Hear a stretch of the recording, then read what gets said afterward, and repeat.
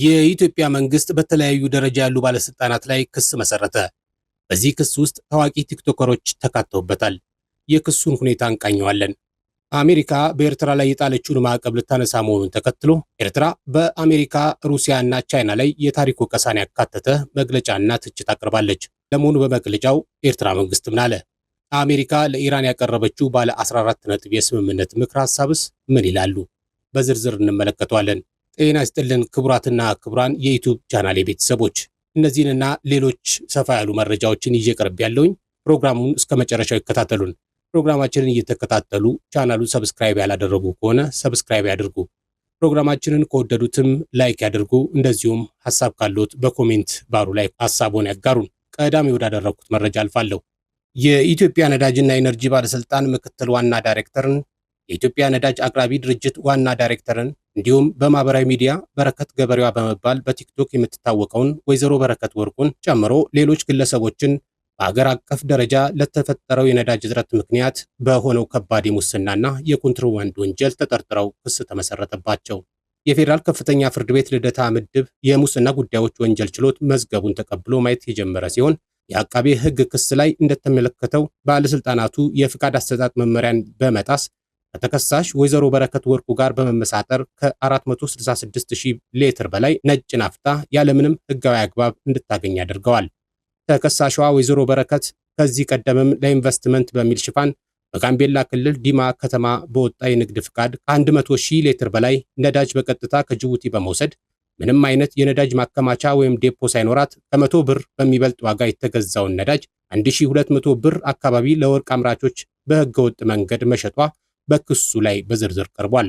የእነዚህ ባለስልጣናትና የግለሰቧ ህገወጥ ድርጊት በመንግስት ሀብት ላይ ከፍተኛ ጉዳት ከማድረሱም በላይ በገበያው ላይ ለታየው የነዳጅ እጥረት ዋነኛ ምክንያት መሆኑን ክሱ ያስረዳል።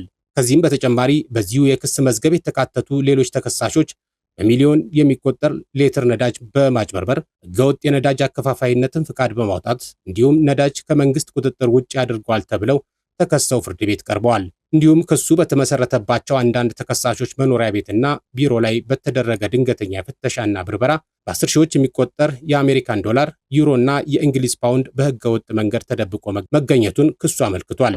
ጉዳዩን የያዘው የፌዴራል ከፍተኛ ፍርድ ቤት ሶስተኛ የሙስና ጉዳዮች ወንጀል ችሎት መዝገቡን ከፍቶ የተከሳሾችን ጉዳይ ማየት ጀምሯል። የኤርትራ ማስታወቂያ ሚኒስቴር ከሁለት አስርት ዓመታት በላይ በሀገሪቱ ላይ ተጥለው የቆዩ ማዕቀቦች ሊነሱ መሆኑን በሚጠቁሙ የቅርብ ጊዜ መረጃዎች ዙሪያ ይፋዊ መግለጫ ወጥቷል። ሚኒስቴሩ ይህንን ክስተት መነሻ በማድረግ ባለፉት ዓመታት በሀገሪቱ ላይ የተፈጸሙትን ፍትሐዊ ያልሆኑና ህገወጥ ያላቸውን የዲፕሎማሲና የፖለቲካ ሴራዎች ወደኋላ በመመለስ ክሪቲካል የሆነ ማብራሪያ ሰጥቷል። መግለጫው የችግሩን ስረ መሰረት ወደ 2009 በመመለስ ይተነትናል። እንደ አውሮፓውያን አቆጣጠር ታህሳስ 24 ቀን 2009 የክሊንተን አስተዳደር በወቅቱ የውጭ ጉዳይ ሚኒስቴር የነበሩት ሂላሪ ክሊንተንን በማመልከት በምንም አይነት ተጨባጭ መረጃና ህጋዊ መሰረት ላይ ያልተመረኮዙ የፈጠራ ክሶችን በማቅረብ በተባበሩት መንግስታት ድርጅት የጸጥታው ምክር ቤት በኩል በኤርትራ ላይ ማዕቀብ እንዲጣል ማድረጉን አስታውሷል። በዚህ ሂደት የሩሲያ ቋሚ ተወካይ ይህንን አሳፋሪ ድርጊት ያለምንም ገደብ መደገፋቸውና የቻይና ተወካይ ደግሞ በስም ብቻ ድምፀ ተአቅቦ ማድረጋቸውን ኤርትራ በወቅቱ በከፍተኛ ሐዘን መታዘቧንና ድርጊቱንም ማውገዟን መግለጫው በድጋሚ አስታውሷል። የዛሬ መግለጫው አትኩሮት ካደረገባቸው ወሳኝ ነጥቦች አንዱ የተጠያቂነት ጉዳይ ነው። በ2018 የተመድ ማዕቀቡ መነሳቱ አዎንታዊ ቢሆንም ኤርትራ ውሳኔውን በጸጋ ከመቀበል ባለፈ ለምን ከመጀመሪያውኑ ማዕቀቡ ተጣለ የሚል ጥያቄ ማንሳቷ ሚኒስቴሩ ጠቅሷል። አሁንም ድረስ ምንም ምላሽ ያላገኙ እነዚህ ጥያቄዎች በወቅቱም ሆነ አሁን የአልሻባብ እውነተኛ የገንዘብና ፖለቲካ ደጋፊዎች እነማን ናቸው? በኤርትራ ላይ ለሁለት አስርት ዓመታት ለደረሰው ኢፍትሐዊ ማዕቀብና ጉዳት ተጠያቂው ማነውስ?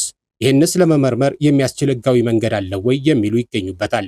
ይህም ሀገሪቱ ማዕቀቡ መነሳቱ ብቻ ሳይሆን የተጓደለው ፍትህ፣ ካሳና ዓለም አቀፋዊ የተጠያቂነት ስርዓት ላይ ያላትን የሰላ ትችት ያሳያል። የኤርትራ መንግስት ትችት በዚህ አላበቃም። የባይደን አስተዳደር የዚሁ ጥላቻ የተሞላበት ፖሊሲ ቀጣይ እርምጃ የሆነውና በ2021 የተጣለው ህገወጥ የነጠላ ወይም ዩኒላተራል ማዕቀብ አጥብቆ ይኮንናል። ይሁንና በአሁኑ ወቅት እነዚህ በአሜሪካ የተጣሉ ማዕቀቦች በቅርቡ እንደሚነሱ መረጃዎች እየወጡ መሆናቸውን ያመላከተው ሚኒስቴሩ ይህ እርምጃ ፍትሐዊና ህጋዊነት የሰፈነበት እንዲሁም የተሳሳቱ ፖሊሲዎች በዘላቂነት ለማረም የሚረዳ እውነተኛ ጅምር እንደመሆኑ ሀገሪቱ ጽኑ ተስፋዋን እንደምታሳድር በማሳሰብ መግለጫውን አጠቃሏል። አሜሪካ ለኢራን ያቀረበችው ባለ 14 ነጥብ የስምምነት ምክረ ሐሳብ ምን ይመስላሉ? እንደ አክሲዮስ ዘገባ ከሆነ አሜሪካ በባህረ ሰላጤው ያለውን ግጭት ለማስቆም በሚል 14 ነጥቦችን የያዘ መደራደሪያ ለኢራን አቅርባለች። እነዚህ መደራደሪያ ነጥቦች ምን እንደሆኑ በዝርዝር ያልተገለጸ ቢሆንም የዜና አውታሩ ግን ምንጮቹን ጠቅሶ በአሁኑ ወቅት በውይይት ላይ የሚገኙ ነጥቦችን አስቀምጧል። ከእነዚህም መካከል አስቸኳይ ተኩስ አቁም የመጀመሪያው መሆኑን የጠቀሰው ዘገባው ይህም በአሜሪካና በኢራን መካከል ሆኖ በተዘዋዋሪ እስራኤል በቀጠናው የምታደርገውን ወታደራዊ ዘመቻን እንዲያካትት በሚል ይገኝበታል። በሌላ በኩል የሆርሙዝ ሰርጥን ክፍት ማድረግንም ውይይት እየተደረገበት መሆኑን ጠቅሶ ሌላኛው የኢራን ዩራኒየም ማበልጸግ ለጊዜው እንዲቆም የሚለው መሆኑን አስረድቷል። በዚህ ጉዳይ ላይ ሁለቱም ቢስማሙም አሜሪካ ለ20 ዓመት የሚል ሐሳብ ስታቀርብ ኢራን ደግሞ 5 ዓመት በማለቷ ውይይት እየተደረገበት መሆኑን የጠቀሰው ዘገባው ሌላው የበለጸገው ዩራኒየም ከኢራን ውጪ በሆነ ቦታ ማስቀመጥ የሚለው ጥሩ መግባባት እየታየበት እንደሚገኝም አስታውቋል። ኢራን እነዚህን ጉዳዮች እየተቀበለች ቢሆንም በምትኩ የተጣለባት ማዕቀብ እንዲነሳና የታገዱ ገንዘቦቿ እንዲለቀቁላት መጠየቋን ገልጿል። በተጨማሪም ለ30 ቀናት የሚቆየው ተኩስ አቁም ዘላቂ እንዲሆን ውይይት እየተደረገበት እንደሚገኝም አስረድቷል። ነገር ግን ሁለቱ ሀገራት በርካታ ያልተስማሙባቸው ነጥቦች እንዳሉም አክሲዮስ አስታውቋል። ከእነዚህ መካከል የኢራን ባለስቲክ ሚሳኤል ፕሮግራም፣ ኢራን በቀጠናው ለሚገኙ እንደ ሂዝቦላህ ላሉ ቡድኖች የምትሰጠው ድጋፍና ለሰላማዊ አገልግሎት የሚውል ዩራኒየም ማበልጸጓ እንደሚገኝበትም አስረድቷል። በኢራንና በአሜሪካ መካከል ጦርነት ከተጀመረ ጊዜ ወዲህ ይሄኛው የተሻለ መግባባት ላይ የተደረሰበት ሊባል እንደሚችል የጠቆመው ዘገባው ውይይቱ ከተጠናቀቀ በኢስላማባድ ወይም በጄኔቫ የስምምነት ፊርማ እንደሚደረግም አስታውቋል። ነገር ግን በኢራንና በእስራኤል ውስጥ የሚገኙ ጠንካራ ተቃዋሚዎች ይህ ድርድር እውን እንዳይሆን የሚያደርጉበት እድል ከፍተኛ መሆኑን ገልጸዋል። አሜሪካና ኢራን እርስ በርስ ጥልቅ የሆነ ጥላቻ ስሜት ቢኖራቸውም በድርድራቸው ላይ ሁለቱም የበላይነትን ይዘው ወደ አሸናፊነት ሆኖ ለመውጣት የሚያስችል የጋራ ጉጉትና ፍላጎት እንዳላቸው በኪንግስ ኮሌጅ ለንደን ጎብኚ መምህር የሆኑት ሳሚ ፑሪ ተናግረዋል። እንደ ፑሪ ገለጻ ኢራን ለሳምንታት የዘለቀውን ከፍተኛ ጦርነት ክፉኛ የተጎዳች በመሆኑ በዲፕሎማሲያዊ ጥረት ወቅት ላይ ከግጭቱ መውጫ መንገድ መፈለግ፣ አለበለዚያ ወደ ሙሉ ጦርነት የመመለስ አደጋን መጋፈጥ የሚሉ አማራጮች ተደቅነውባታል። ከዚህም ውጥረት ለመውጣት የተሻለ መንገድ በዩራኒየም ማበልጸግ ጉዳይ ላይ ስምምነት ላይ መድረስ ነው።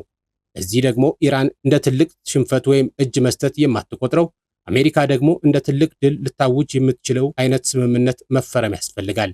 ይሁን እንጂ አሁን ላይ ከዩራኒየም ማበልጸጉ ይልቅ ይበልጥ ፈታኝ የሆነው በሆርሙዝ የባህር መስመር ዙሪያ ስምምነት ላይ መድረስ መሆኑን ፑሪ አስገንዝበዋል። በእነዚህ ቁልፍ ጉዳዮች ላይ ተግባራዊ ሊደረግ የሚችል ስምምነት ላይ ካልተደረሰ ግጭቱ መፍትሄ ሳያገኝ በመንከባለል በቅርብ ጊዜ ውስጥ ዳግም ሊያገረሽ ወደሚችል ግጭት ውስጥ እንደሚገቡ አስጠንቅቀዋል።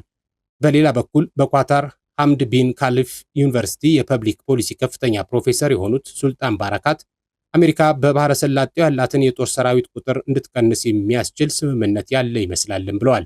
ይሁን እንጂ የሰራዊት መኖሩ እና አለመኖር ጉዳይ የባህረ ሰላጤውን ሀገራት የራሳቸው የሉዓላዊነት ውሳኔ መሆኑንና ኢራንም ከጎረቤቶቿ የውስጥ ጉዳይ ጣልቃ ላለመግባት መስማማቷን ማስታወስ እንደሚገባ ፕሮፌሰሩ ለአልጀዚራ ተናግረዋል። እንደ ፕሮፌሰር ባረካት ማብራሪያ የባህረ ሰላጤው ሀገራት አሜሪካንን ኢራንን በማያበሳጭ እና ስጋት በማይፈጥር መልኩ ለጥበቃ ማቆየት፣ አለበለዚያም ከሌሎች ሀገራት ጥበቃ ማግኘት የሚያስችላቸውን ስምምነት ላይ መድረስ አለባቸው። አሜሪካ በእነዚህ ሀገራት ጦር ያሰፈረችው ባሳለፍናቸው ዓመታት የነበረውን የሀገሪቱን የእርስ በርስ አለመተማመን ተከትሎ አንዱን ከሌላው ለመጠበቅ ጭምር ቢሆንም በአሁኑ ወቅት ግን ኢራን የሆርሙዝ የባህር በር መክፈት አለባት። ይህ ካልሆነ የባህረ ሰላጤውን ሀገራትና ሕዝቦች በሙሉ እንደታጋጅ የያዘች ነው የሚያስመስልባት ሲሉ ፕሮፌሰሩ አክለው ገልጸዋል። ለዛሬ ያዝኩላችሁ አጫጭር እና ሰበር መረጃዎች እነዚህ ናቸው። በሌሎች ሰበር መረጃዎች እስከምንገናኝ ጤና ይስጥልኝ።